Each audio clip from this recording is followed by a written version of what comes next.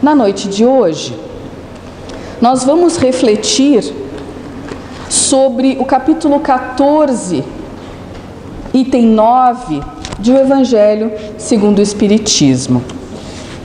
Essa obra é a terceira obra que Allan Kardec codificou, organizou, escreveu e nos traz a lume no ano de 1863, contendo máximas do Evangelho do Cristo explicadas à luz da doutrina espírita, com inúmeras comunicações de espíritos recebidas nas reuniões da sociedade que Allan Kardec chefiava em Paris, coordenava,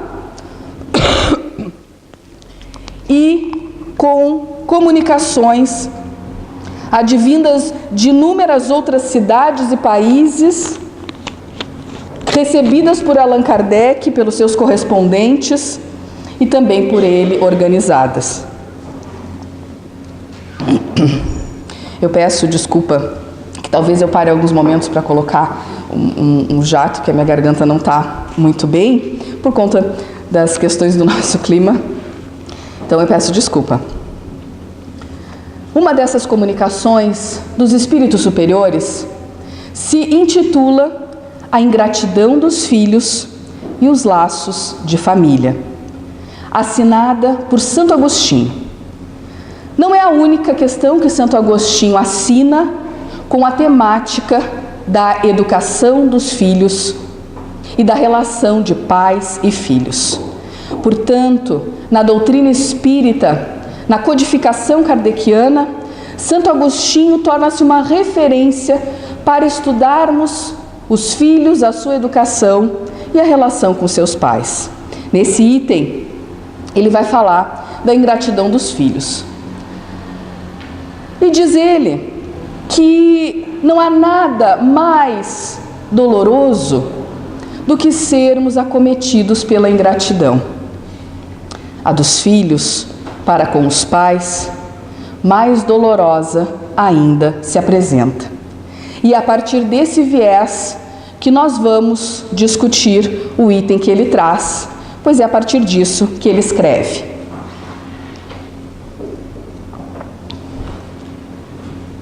Para iniciar, ele vai nos explicar como ocorre o nosso processo de desencarnação para um planejamento de uma futura reencarnação.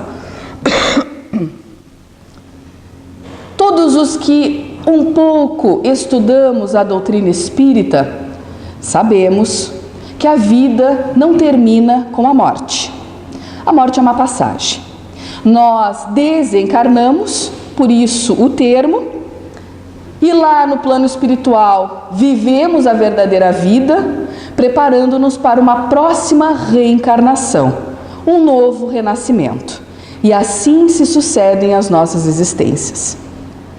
No nosso desencarne, nós que aqui neste mundo de provas e expiações vivemos, desencarnando e reencarnando longas existências, por muitas delas, quando retornamos à nossa pátria espiritual, identificamo-nos com paixões e virtudes. Não nos despojamos dos nossos vícios, nem das nossas ações positivas, dos nossos sentimentos enobrecidos. Não seremos anjos quando desencarnarmos, mas também não nos tornaremos em demônios das lendas antigas quando desencarnarmos. E levamos conosco, na nossa desencarnação, os desafetos e tudo aquilo que por eles nutrimos: ódio, mágoa, inveja, ciúme, o orgulho e a vaidade, sentimentos de vingança, de desforra. Tudo isso parte conosco se em vida não resolvemos as nossas querelas com aqueles que nos ofenderam, que nos humilharam, que nos desonraram a nós e a nossa família. Isso tudo parte conosco se aqui não resolvermos. Quando chegamos ao plano espiritual e temos contato com essa realidade que não deixamos para trás, como estamos desprendidos da matéria, pode um átomo de luz atingir-nos e arrependermos-nos destes sentimentos muito cedo, quando do desencarne. Logo após, algum tempo depois. No entanto, alguns espíritos nutrem esses sentimentos de raiva, de ódio, por longas existências espirituais, por longos anos, até que o remorso venha e achegue-se a esse espírito em sofrimento. De qualquer forma, cedo ou tarde, sentimos estes remorsos pelos sentimentos negativos que nós mesmos estamos alimentando.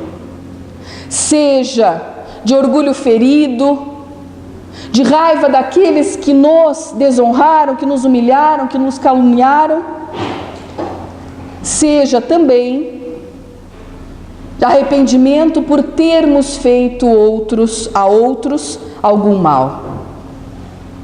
E assim, estamos vinculados a estes seres. E pedimos a Deus, segundo o Santo Agostinho, a oportunidade bendita de refazermos os passos. Muitas vezes, no meio destes mesmos que estão vinculados por nós, através desses laços de inimizades, de ódios.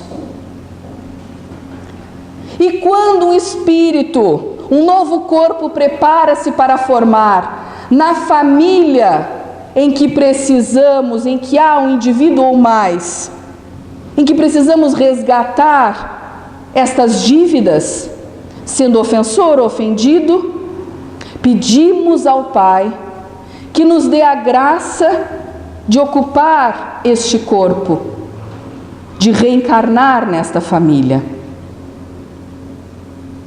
Ao que é concedido, e neste preparo dos 9 meses de gestação, muitas vezes vacilamos. O remorso e a vontade de crescer, de seguir, de ver, de alcançar a verdadeira felicidade, que só é conquistada com a prática da verdadeira caridade, que segundo os Espíritos, e aqui Santo Agostinho nos dizem, é despojado de qualquer sentimento de ódio, por isso resgate, para que este ódio seja convertido em amor. Essa necessidade nos impele à reencarnação. Mas a presença do ofensor ou do ofendido faz com que muitas vezes vacilemos, às vezes até desistimos antes da próprio nascimento. Quando não, quando damos termo e reencarnamos na família, estes processos de inimizades, de ódios, não se apagam de todo, porque há um sentimento inato daquela criança e daquele pai ou mãe, ou algum dos membros da família, que é o motivo da reencarnação para o reajuste, para que esses membros se repilam. E aí, Santo Agostinho nos alerta que encontra-se os motivos dessas inatas inafeições, em que não há uma afeição recíproca entre um membro da família, um pai e uma mãe, e aquele pequeno ser que nessa existência nenhum motivo tem para nos repelir e que nós também não temos motivo para repeli-lo.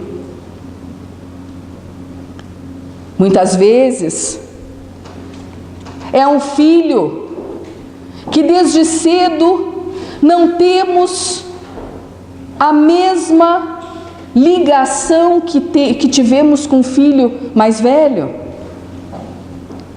Ou é aquela mãe, aquele pai, que parece não conseguir nutrir pelo seu rebento um afeto do tamanho daquele que se imaginava? Esses desafetos não são o acaso, não são fruto do acaso. Precisamos procurar nas nossas vidas anteriores os motivos dessas desafeições. Mas não procurando saber a vida que tínhamos, quem éramos, quem os nossos filhos foram, não é necessário. Precisamos investigar desde o berço tudo aquilo que esta criança se apresenta, nós como pais. Porque Deus, na sua infinita justiça e sabedoria, não coloca nos filhos para que eles nos eduquem. Deus é sábio. Se são nossos filhos, é para que nós os eduquemos. Por mais inteligentes que eles pareçam renascer na atualidade, e o são, mas não é de inteligência apenas que necessitamos para conquistarmos a felicidade no mundo e na outra vida. Precisamos de moralidade, de espiritualidade, e temos condições, enquanto pais, de fornecer isso aos nossos filhos. Por isso Deus coloca-os como filhos. Também não é por acaso. Santo Agostinho faz uma rogativa com relação a esse processo que eu reproduzo em leitura, neste mesmo item. Ó espíritas, compreendei agora o grande papel da humanidade. Compreendei que quando produzis um corpo, a alma que nele reencarna vem do espaço para progredir.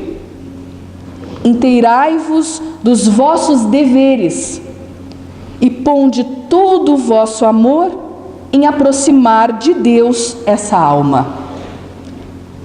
Tal a missão que vos está confiada, e cuja recompensa recebereis se fielmente a cumprirdes. Os vossos cuidados e a educação que lhe dareis auxiliarão o seu aperfeiçoamento e o seu bem-estar futuro.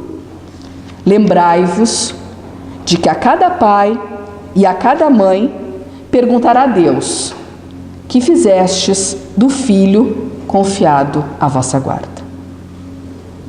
Essa exortação de Santo Agostinho fala-nos da verdadeira missão que cada um de nós, pais ou mães, ou envolvidos nas educações, na educação de crianças e jovens, temos perante Deus.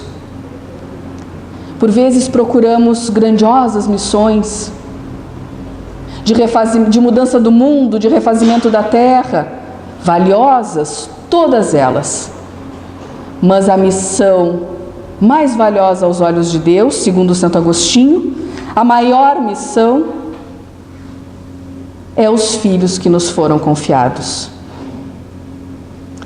E assim Santo Agostinho continua as suas explicações, exortando-nos também para que não repelimos a criança que nos parece já desde pequenas ingratas.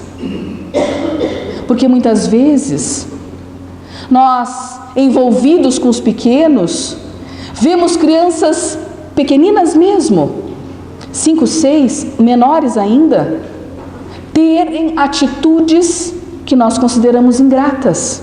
Mas como isso? Tão pequena. Este pequeno somente é pequeno pelo corpo, mas o espírito é imortal. muito velho por vezes. Nessa fase infantil, aberto, mais operoso, mais tendencioso a nos ouvir, flexíveis à nossa educação, aos exemplos que damos, principalmente. Nesta primeira fase infantil, é que mais fácil torna-se educar os pequenos. É nesse período em que eles vão assimilar mais facilmente, com mais amor, com a ternura daqueles simples, fazendo com que Jesus compare aqueles que entram no reino dos céus, aqueles que se assemelham às crianças, pela pureza e simplicidade dessa fase que o corpo confere ao espírito.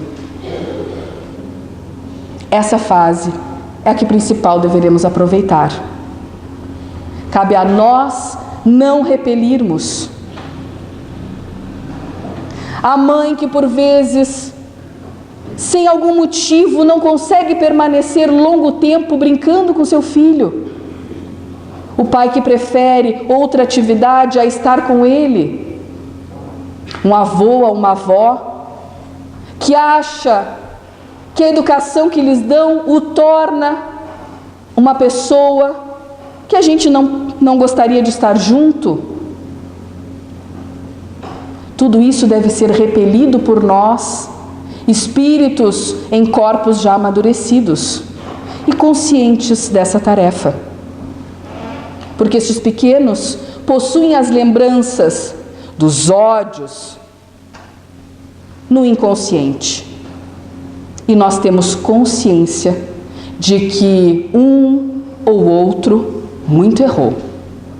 E cabe a nós, pais e responsáveis, livrarmos-nos desses sentimentos, transformando-os em amor. E assim, Santo Agostinho indica-nos uma metodologia que começa no berço. Desde o berço, perscrutai, inquiri e investigue as tendências desse ser, dessa criança. Não deixai que o orgulho e o egoísmo, a principal chaga, o egoísmo da nossa sociedade, se enraize nesses corações. Fazei como o bom jardineiro, que arranca a erva daninha quando a vê nascer. Não espera que ela dê sequência, que ela dê frutos. Assim conosco. Portanto, quando vemos esses nossos pequenos não emprestando um brinquedo, por mais que os advertimos os nossos filhos, muitas vezes algumas psicologias dão conta de que isso é da fase infantil. E precisamos esperar passar. Passar sem educar não resultará bons frutos. Desde o berço, arrancai estas ervas do orgulho e do egoísmo. Vamos então punir a criança? Não, mas não permitir que dê vazão aos seus instintos egoístas. Porque nós, que temos a visão da imortalidade, sabemos que essa fase também faz parte do espírito, no sentido de que não é o corpo que determina uma fase egoísta ou não. O espírito traz essa tendência, porque há muitas crianças que não se importam em emprestar esses brinquedos. Se fosse apenas uma influência orgânica, todas agiriam da mesma forma. Não é assim que funciona. Mas então o nosso filho deve ser demonizado de forma alguma. Se bem retirarmos estas ervas, ele se tornará um espírito feliz, porque todos nós somos também herdeiros do nosso próprio egoísmo e orgulho, buscando vencermos-nos a nós mesmos.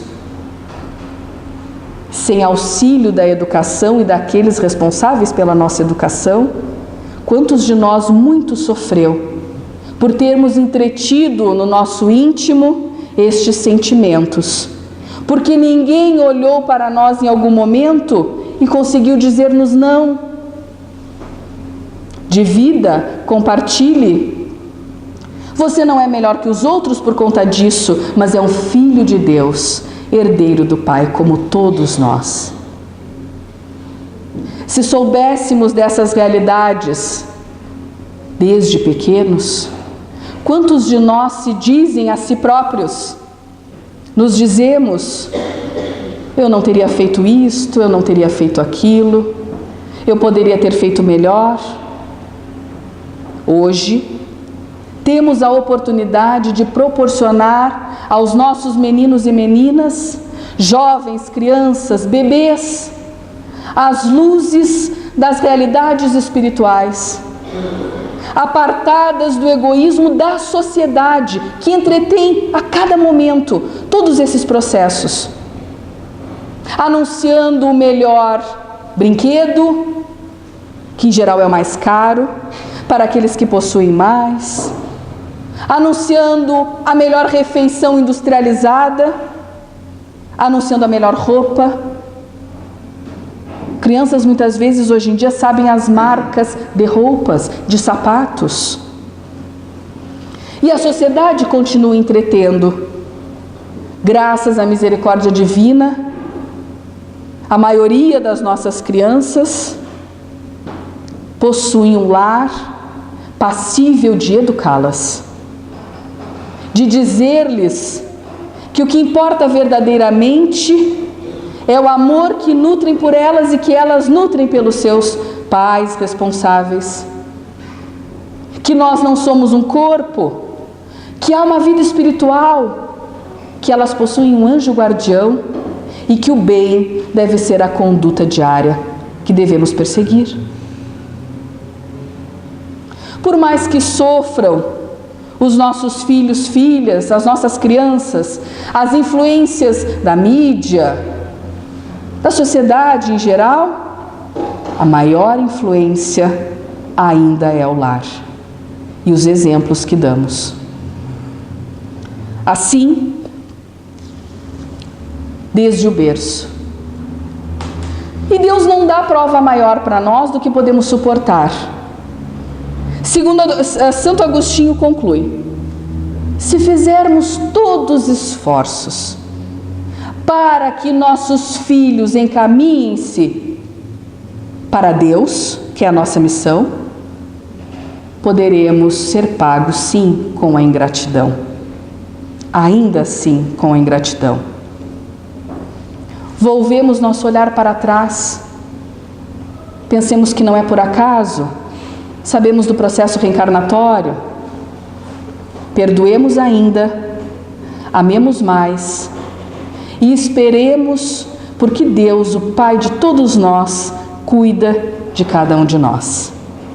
Com a consciência tranquila de que tudo fizemos, por mais que nos doa imensamente a ingratidão, rogaremos novas oportunidades para que possamos, com esse nosso mesmo filho,